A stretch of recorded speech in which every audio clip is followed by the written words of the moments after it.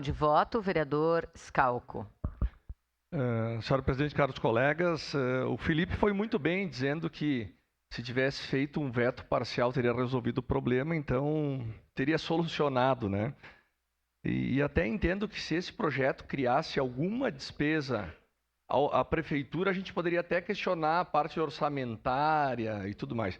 Mas existe o mérito, sim, do projeto, adiciona 14 novos itens pedagógicos ao projeto, que é muito importante. Então, venha somar a Caxias, não gera novas despesas ao Poder Executivo Municipal.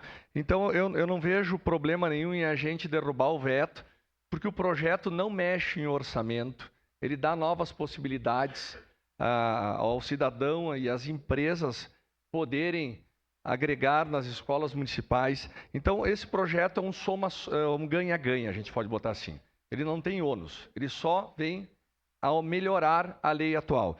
Então, eu votarei contra o veto total e digo, se tivesse vindo um veto parcial do Executivo, já teria sido resolvido o problema, como o Felipe bem falou aqui. Muito obrigado.